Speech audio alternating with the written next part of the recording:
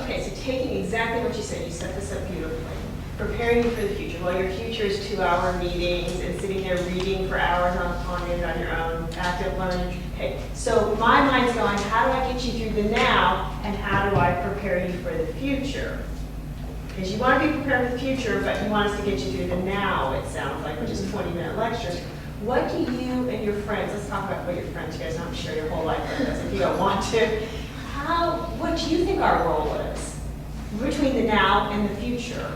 Okay, so kind of going on top of what they were talking about being talked at, I think that's something that really affects our generation. Because growing up, whenever I would get in trouble, when I got old past the age of like being spanked or whatever, my dad would talk at me or he'd yell at me and I wouldn't have a say and I wouldn't, I'd say, like, yes sir, like do what he says and I would listen. But I think a lot of times when I go to class, I feel like I'm being talked at. And that automatically my mind just turns off. Like I don't want to listen to that. I feel like I'm in trouble or I feel like I'm supposed to know this or I feel like I'm inadequate. And I think that's something that really plagues our generation right now is feeling inadequate, like they were saying, and maybe going into the work field and feeling inadequate. And so I think what trying to get us through the now and trying to get us prepared for the future, I think there's a common ground there and it's being open yet being very professional about it. Do you understand what I'm saying? Yeah, I think what I'm more getting at is, I know you guys are going to have to lengthen your attention span. Yes. You're going to have to do that to succeed in this world, because I get the feedback from employers that tell me that's their biggest, one of their big writing skills and their attention span. And they're just ready to and I know people have just been fired over Facebook. So they're more interested, they can't keep their attention. How am I going to get my dollar from them? Okay? So you're not going to leave here and turn a switch that's going to lengthen your attention span automatically. So how do we get you through now when you're in these short attention span? If we do that, we're not preparing you for the future.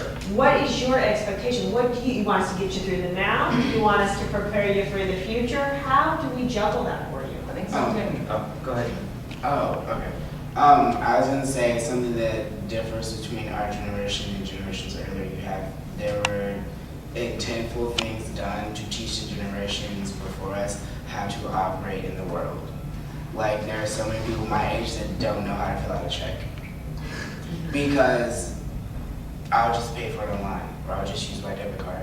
And it's similar to that situation. There, in some fashion, needs to be a connection between the now, which is the lecture, which is us going through our degree plan and the professor connecting, this is how this is going to come up, this is why this is pertinent, this is how you do it. The person that's musically talented is going to be musically talented, but that does not make them a talented musical or a talented music teacher. There are amazing artists out there that can play cello fabulously, but if they don't know how to teach, what use do they have in the realm of music education?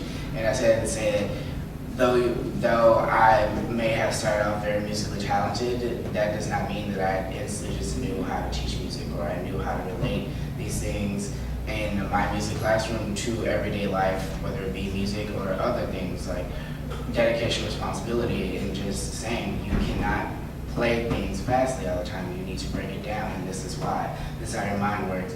And in every field, I feel like there's some abstract concept within everything that we're learning that is relatable to greater life. And I personally don't know how that would be applied or executed in every classroom, but at the same time, it's a matter of making things accessible for students and showing them in ways other than saying you're going to need this in life, and showing them that this is useful, this is pertinent, this is important, and keeping it in our generation's realm of understanding, I guess. But you just said you need a longer attention. We just picked So on that one. let me ask perhaps a helpful question.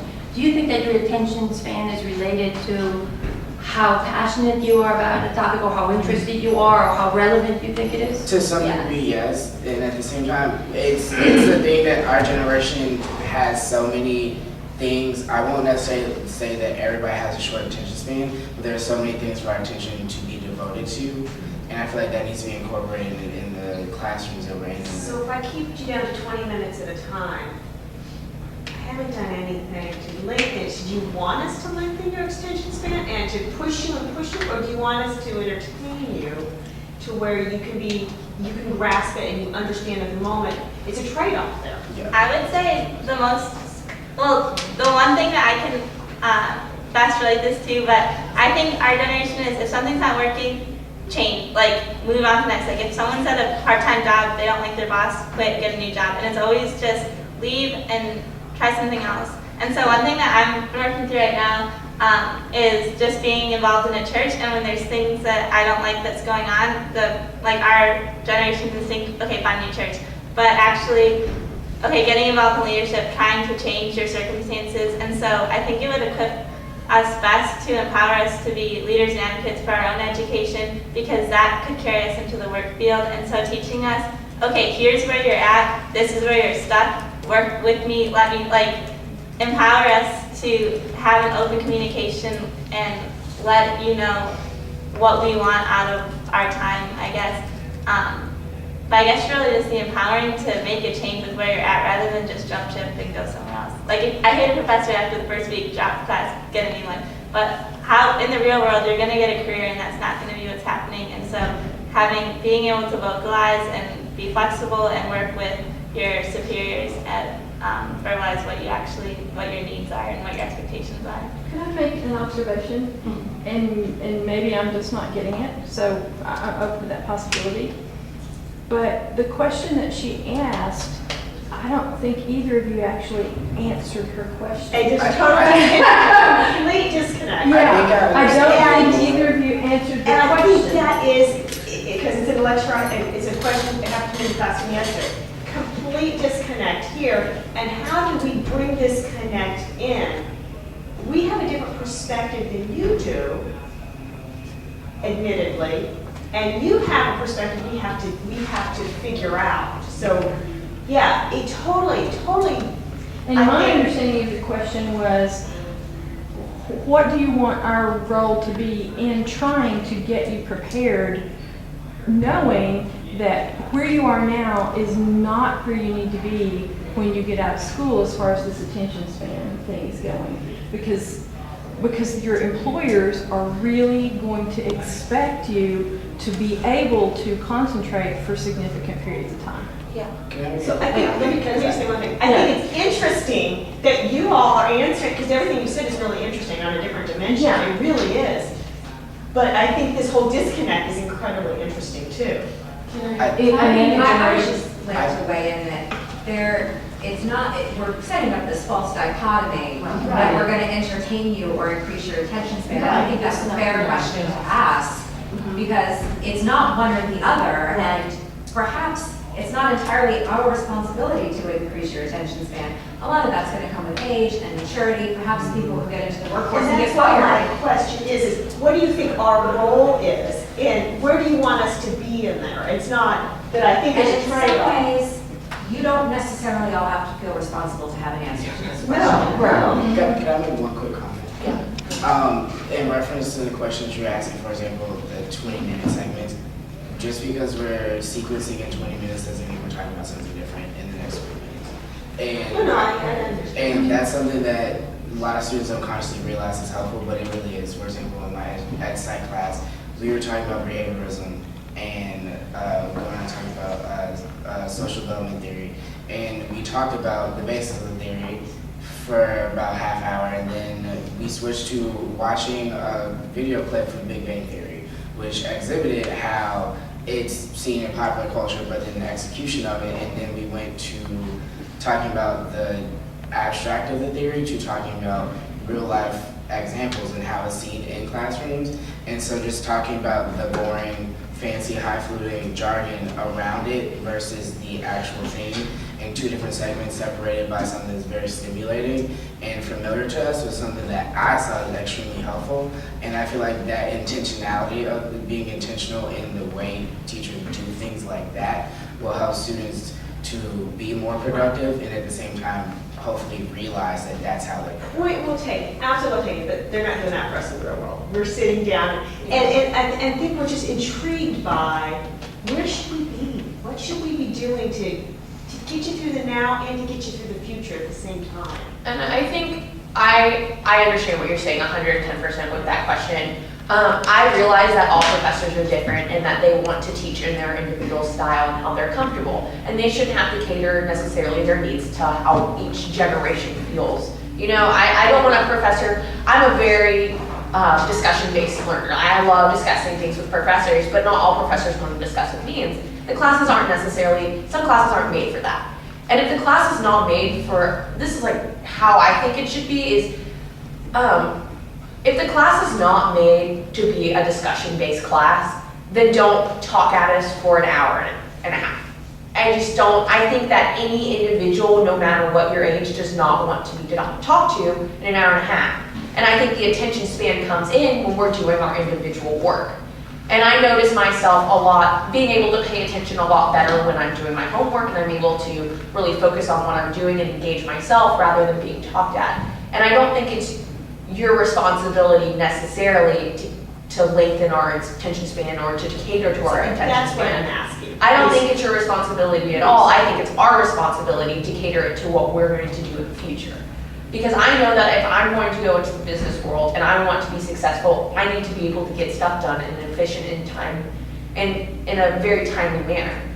And I'm able to do that with my homework. However, when I'm sitting in a class at 8 a.m., I can't pay attention for the life of me. I just can't.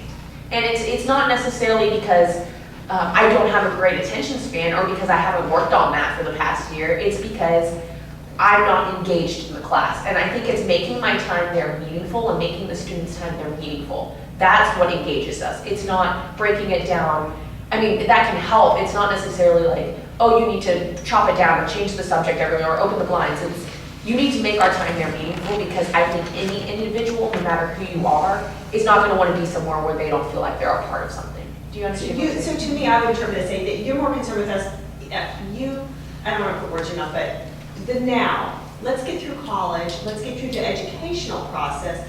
You all will take more responsibility for what happens in this setting later. I'm not saying, your whole discussion on how we teach, point well taken, but we're here because we want to understand what your expectations are of us, and is it to engage you in the teaching right here, or to prepare you? I mean, and there's trade-offs, it's not one or the other. But I think that's what I hear. I hear what you're saying, just in a nutshell, is that you want faculty to facilitate learning. Yeah. Yes, You don't want dumped knowledge. Exactly. So you want to be in a Exactly. classroom where they are facilitating learning. So whatever that definition would mean for the faculty. So breaking up the lectures, getting into teams, having more discussions, providing maybe some class prep information before class. So when you come into class, you're a little bit more prepared with that type of thing. Is that correct? Yes, ma'am. Well, it's Absolutely. like a relevance. I think they've said that multiple times. They Yes. want to understand, Relevance. why do I need to know this? And if you can empower them, because I'm kind of a generation right before them. So I can understand exactly what they're saying, that they want to be empowered to want to learn and want to pay attention for that long. And it's going to take maybe doing some different things. But I think we also need to change our perception of what business world or what world they're going to walk into. The idea when I was younger of the Google concept and the business and how they run it, it's because as they get older and they become into this business world, business or other entities are going to have to change how they think about things too. Technology alone has done that for us. But also, I see it when, you go to a meeting, you're going to see faculty doing the same thing. They can't keep attention for an hour and a half meeting. They're on their iPhones and their iPads. I mean, it's become a societal thing. And I think the relevance was mentioned a couple times and the empowering them. And I think also, when they figure out what they want to do or when they figure out what they want to learn, I think they're driven to do it. Yeah. Right? Like when you have an interest or somebody's engaged you enough or determined it's relevant, then you can sit and go, I need to learn this because it's important. Yeah. And I need to own it. Yeah, and I know for me, I think a cool thing would be to have your classroom reflect the kind of field that they're going into, because I know that I can never sit at a cubicle for hours, and so I'm not a business major. I'm a nursing major, and we're on our feet, and our clinicals are hours and hours, and I'm focused the entire time because there's so much to do and there's high stakes with what I'm doing. And so, and our classrooms reflect that. We have labs, and our clinicals reflect what the working world's going to look like. And so for someone who's really struggling in class, then that would open up a conversation. Maybe this isn't the best field for you. And so maybe having your classes reflect what that career would look like moving forward.